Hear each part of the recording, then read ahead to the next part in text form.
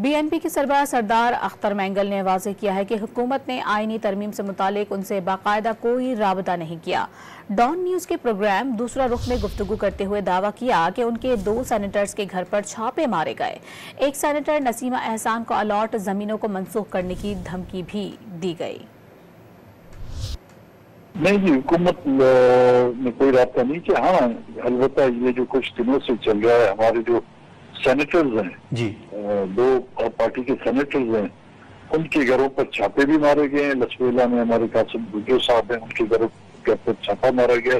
अभी भी कराची में उनके घर के सामने जो है ना, खुफिया इदारों की गाड़ियां जो है वो गश्त कर रही हैं।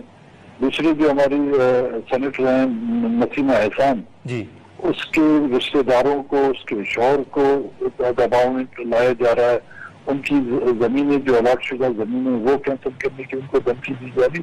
तो इस तरह के राब्ते हो रहे हैं मेरे साथ, लेकिन बाकायदा कोई राब्ता नहीं। और खुद ही इससे पता चलता है कि उस